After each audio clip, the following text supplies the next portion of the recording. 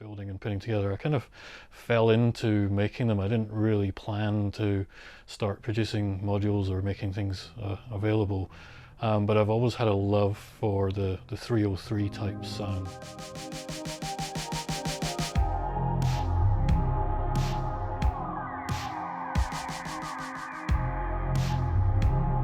Hi, so my name's Barry Whyte. We're here today in my studio in Auckland. I guess I first got into music in the kind of late 80s, early 90s, and was kind of around that whole kind of like techno, trance, kind of ambient type music scene. I DJ'd for a while, and as you can probably tell by the accent, I'm not originally from New Zealand. I'm originally from Glasgow in Scotland. I started also getting interested in some of the kind of DIY synth scene. So in particular, I can probably blame a lot of this on Dreadbox, because I got the little Erebus kit and built that as my first ever DIY project. I'd never done any soldering or anything, so threw myself in at the deep end. That kind of got me hooked, and then that really dragged me into obviously modular as a kind of both an outlet for my kind of DIY making side of things, but also for actually the music and producing sounds.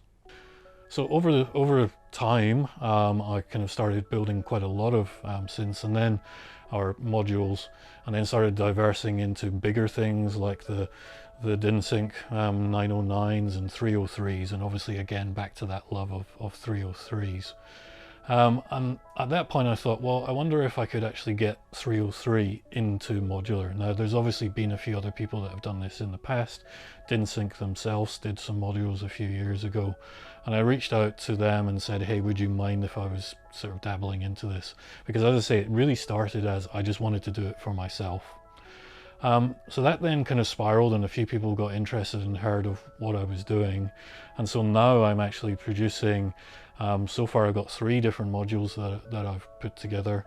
One of them is just the basic oscillator from the 303, following pretty much the kind of basic design from the original circuits, but obviously converting it so that it can run at modular levels, as well as adding in some additional kind of jacks and ports, so you can modify things like frequency modulation and so on the actual module.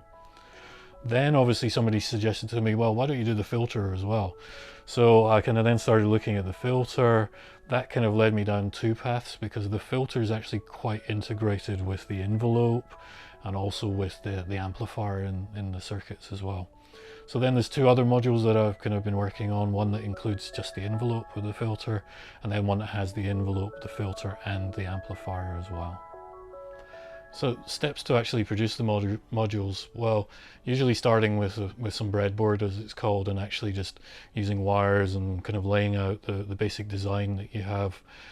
Probably you've done a schematic to begin with, so the actual what's connecting to what, to get the actual signal flows. Putting it onto the breadboard is the kind of next step, testing that it's actually working, using a kind of bench supply and making sure that everything's doing what you want it to do. At that point, formalizing the schematic. Then the kind of Lego type bit, as I describe it, or Tetris, which is you've got all the parts and the components, and then you've got to lay them out onto the board. So then it's basically dragging them around and then joining up all the wires where they need to be connected without any wires crossing each other, all of that kind of good fun.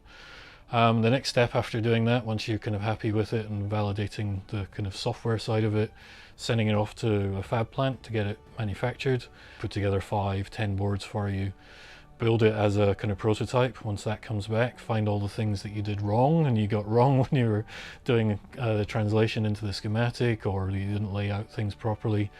Then kind of formalizing that down into the final design, and then obviously creating a panel for it as well, and then the panel you can add whatever graphics or whatever you want on to that as well. Putting these together, as I say, for the love of the sound and initially for my own use, that then became kind of, people were interested in them, wanted to possibly build them and put them into their racks. So how many will actually sell, who knows, but as I say, just getting it out there, getting other people to have the enjoyment from them, that's my main kind of goal with this.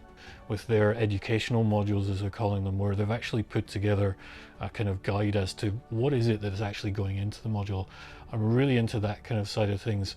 And if there's anything on in the kind of New Zealand educational side of things that we as a community can get into, not only kind of to spread the word of kind of the more experimental side of, say, modular synthesis, and I think that the fact that you can just plug anything into anything else is a real kind of freedom, as opposed to the fixed architectures you have on normal synths.